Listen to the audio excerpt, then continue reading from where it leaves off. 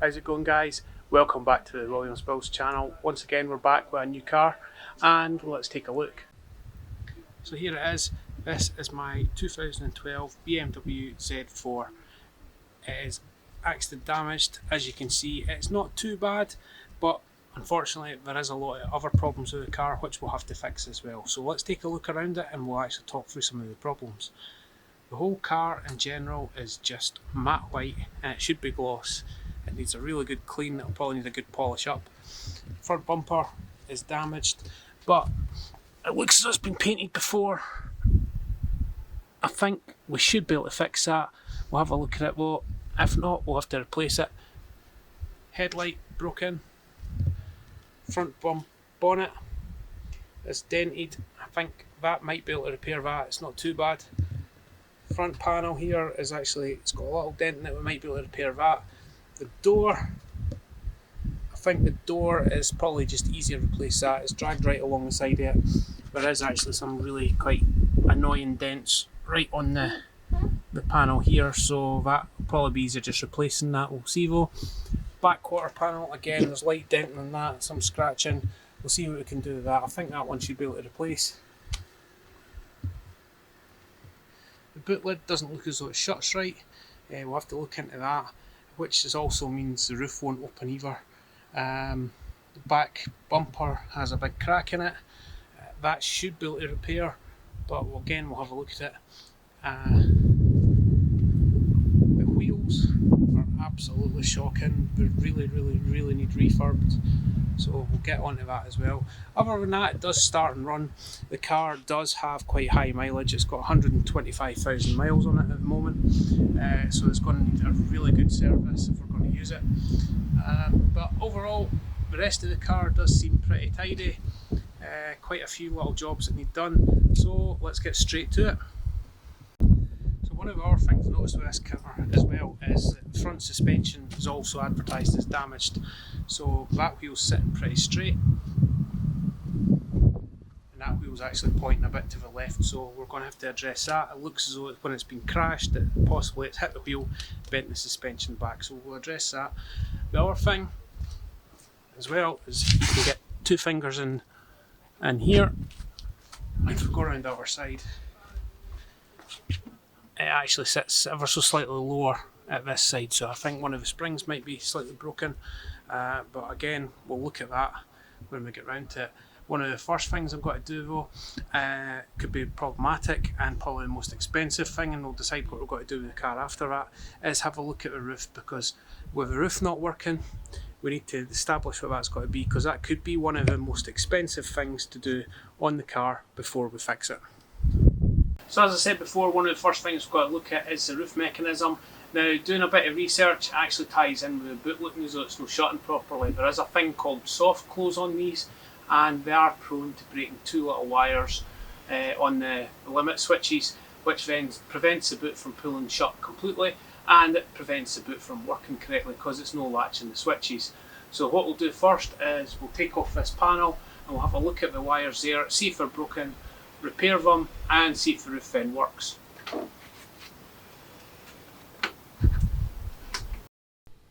So in order to gain access to where I suspect the issue is, I've got to remove the boot carpet lining on the tailgate. That is just simply removing a number of plastic clips, and they simply pull just out, and then that allows me just to lift the carpet out of the way.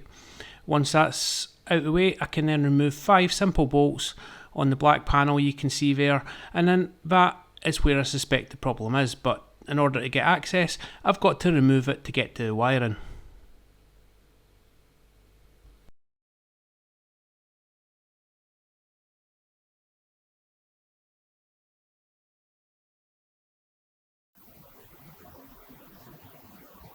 So there we go, straight away a clear indication that it was the wires. As soon as I touched them, they came away in my hand on this side. And just see, this side doesn't look as bad, but we'll see.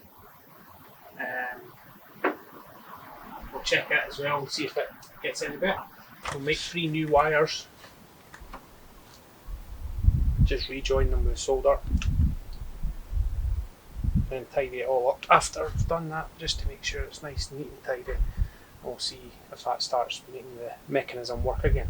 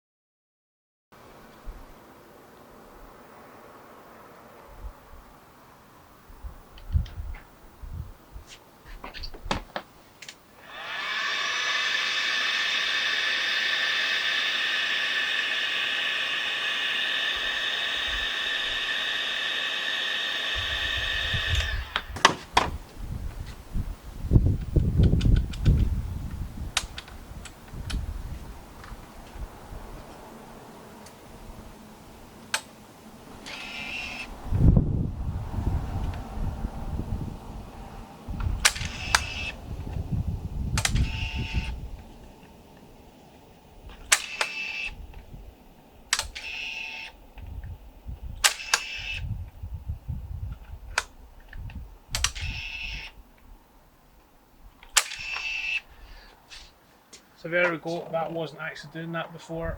So now that looks as though the soft close is working. I've only done this side. I'm not going to bother doing that side because that side's actually not broken at the moment. If it ever does it again, we'll come back and change that side. But right now, that repair to that side looks as though it's worked well. I've just got to tidy that up now, tape it all up, and we'll put it back together. Now that I think I've repaired the issue, and I really hope this does work, as it means the roof will be fixed for free using only bits I had laying around in the garage. That's a real win when it comes to this, as any parts for this that you have to buy are quite expensive.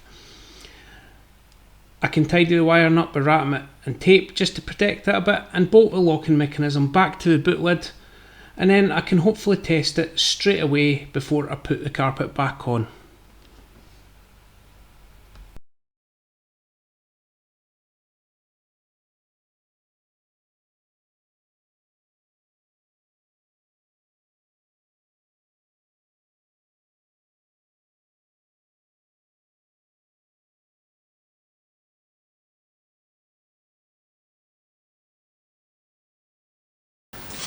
So I think before we completely put it back together, we're just going to test it. It's on with 4 bolts now, so it should be enough just to hold it.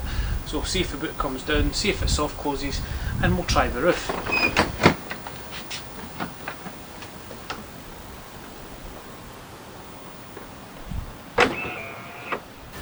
So the roof still isn't working properly, so I'm going to have to put it on the diagnostics and we'll see if it comes up with it. So actually it turns out it was actually my fault. The tray in the boot that you've got to latch before you put the roof down, I hadn't fully latched it in place, and as soon as I've done that, the roof came right down. So that's one job fixed. We'll just put the rest of this back together now, and then we can move on to other bits of the car.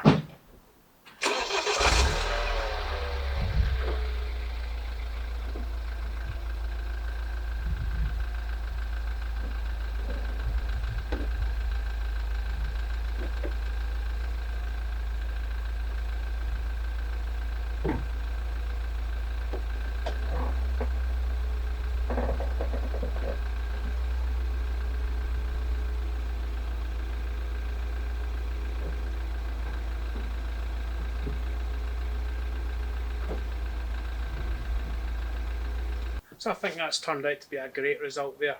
A free fix, which has allowed the roof to work. As I said, the roof mechanism, if it needed a new mechanism, that could have made the car not economically viable.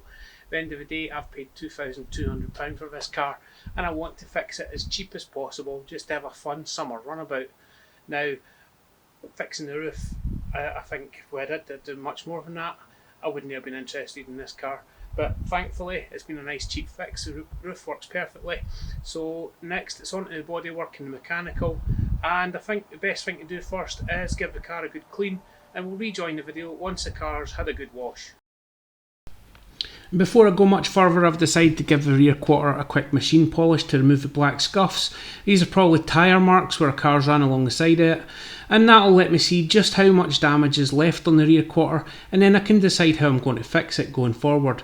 Thankfully, worst case scenario, these are bolt-on panels, but anywhere we can save money on this car's a bonus, as I want to repair it correctly, but I want to repair it as cheap as possible.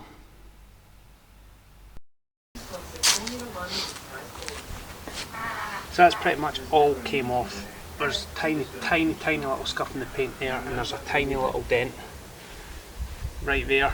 The painless dent repair should be able to get that. So I think this panel's pretty much good to go. Now I'm going to attempt to straighten the buckle on the bonnet. I don't really like filler, but if I can minimise the damage on the bonnet and save it, then I will, as it looks like a decent bonnet is the most expensive part to buy looking so far, and I'd rather not, but if I can't get this 100%, then I may have to buy one. Just using a simple panel beating hammer and a pair of edging pliers, I get the bonnet pretty close to the original shape. Unfortunately though, it does look like there is further twist in the bonnet, and that the whole front corner appears to be down a bit, and to fix that probably goes beyond my capability. But I think it was worth a try, and it's definitely something I would do again in the future. Now this car does have 125,000 miles on the clock, but that doesn't matter to me. The car is solid and the rest of the car's pretty clean with a good engine. So at the end of the day, if I do have to buy the bonnet, then I'm not going to scrimp on it because I want it to be right, and I am going to keep this one for a little while just as a toy.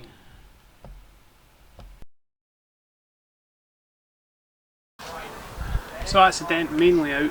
There's a couple of little bits, but filler should sort that. There's not going to be a lot of filler on it. I've got it pretty much the right shape. It looks quite good for here. I put some epoxy primer over it just to protect it just now until I get around to putting some filler on it.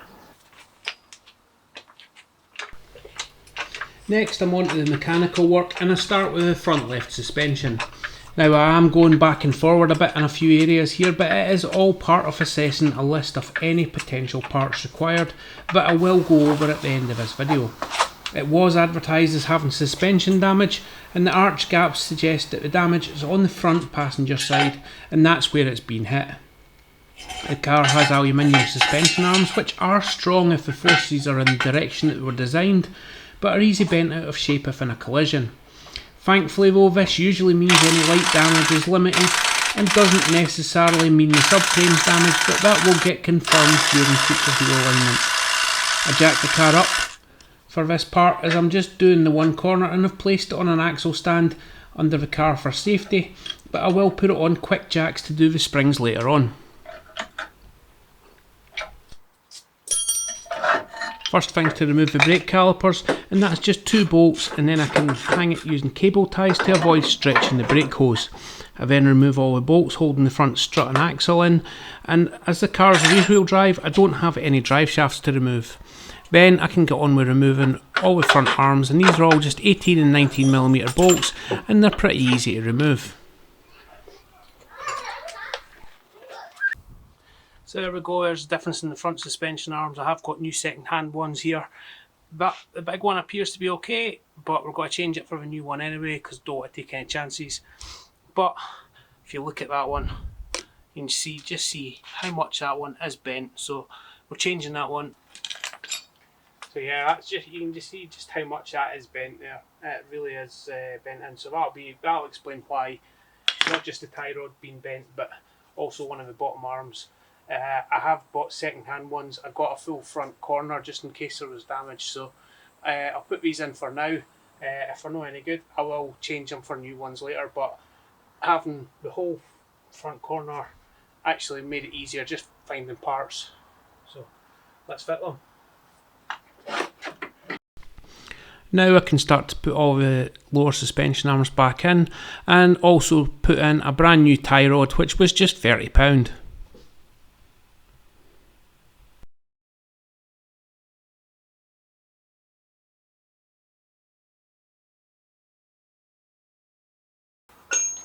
So there you go, as you can see, that's how it's meant to be, and that's how this one is. So I think that's all the suspension damage found. What we'll do is we'll get the gator on this one, and we'll get it ready to put back on.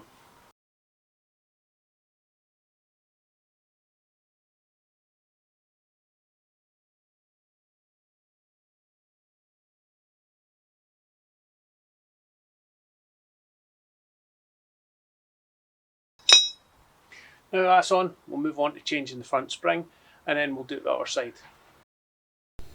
Now it's on to replacing the springs on the front with the new iBack Pro springs. These are slightly lowered, but I'm not expecting to see much difference when they're on the car due to wear and tear on the old ones. Remember, those springs are dangerous, and I don't recommend doing what I've just done here, as some come out with a lot more force than others, and they can be lethal. But having done springs on one of these before, I know it's not too bad, but you should always use spring compressors and keep out the line of fire just to be on the safe side.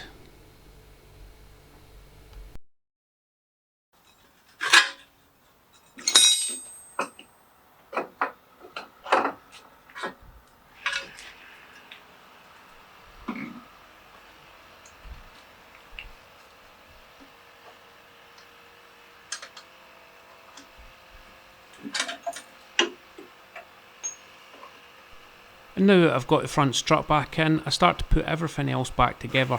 I've refit all the new suspension arms, and once they're back in, I can then torque them to spec. I got the spec from one of the new Haynes manuals online, and it really was handy and it's quite easy to navigate, so I do recommend if there is one available, purchase one. It is worthwhile and it also gives you good workshop advice for doing certain things. One of the things that you do have to do with this car is for the inner joints on the suspension arms, you do have to jack the car up to its kind of normal resting position and then torque them once they're in that position, and that's for the inner arms only, and that's due to the fact that they're actually rubber bushes, and if you do it while the car's got the strut fully extended, you can stretch the rubber. So I'm just about to do the rear suspension on the Z4. Now, the reason I'm doing this is, one, I'm putting lowering springs on it, putting iBack Pro springs on it. Two is I wanted to just refresh everything, and having a look at the car before it was touched, it was actually sitting just ever so slightly lower on one side. Now, a bit of investigation underneath is actually showing that there's a brand new spring on the other side and an old spring on this side, so that would explain the slight height difference. It's just this is sagged over time slightly, so a nice new fresh set of springs all round. I'll actually have the car sitting nice and level again, and then we can get it off for wheel alignment. So to do the back springs, you can simply loosen the lower shock absorber bolt, and that allows enough room to pull the suspension arm down with a lever to lift the old spring out. After that, the new one can go back in using the exact same method. It really is a lot easier to do the back ones, and once the back spring is back in, you can then simply just jack the hub up to align the shock absorber bolt and tighten it back up. Job done. All I've got to do is the two on the other side now, and then that's the suspension finished, and all back straight again, hopefully ready for wheel alignment.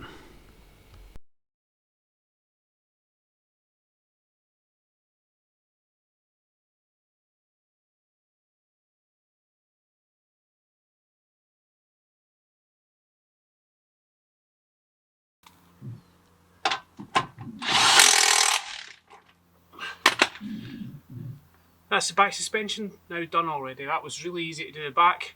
Still got the other front to do, but I'll do that off camera, and we'll move on to the next mechanical things we've got to do. Okay, so I thought I would do a bit of a breakdown just to finish this video off, just to finish this video off and just show what we've spent on the car so far. So for the car itself, I paid £2,200. The suspension, I bought that whole front arm for £70, and I bought a track rod end for £30, so it's £100 for the suspension. I have bought a headlight, and that was £400. I'm going to get a bumper, I'm going to get a wing. I'm just got to replace the parts rather than try to repair them. The door, I've been looking for one of them. I'm going to get one of them ordered. The roof repair was free, so that was really, really good. Bonnet, I've decided that even though I've managed to get the bonnet relatively straight, I think there's still a twist in it, so I'm going to change that as well, so I'll have to source that. The wheels are off for refurbishment. I'm going to put new tyres on it as well. I'm ordering some paint, and obviously I'll give the car a good service once it's done. So far, all the car has cost me is £2,700. So far it's worked out to be a really cheap car, and everything seems really good on the car as we speak. Hopefully we'll not find too much more as we go along, but we'll keep filling this in as we go along in the videos, and I'm aiming to get this car somewhere between £4,000 and £4,500 by the time it's fully done. So if you've enjoyed this video, again, please hit the like, hit the thumbs up, subscribe to the channel. Channel's growing nicely. Really appreciate if you do subscribe to it and want to see more. Thanks so much for watching, and I'll see you in the next one.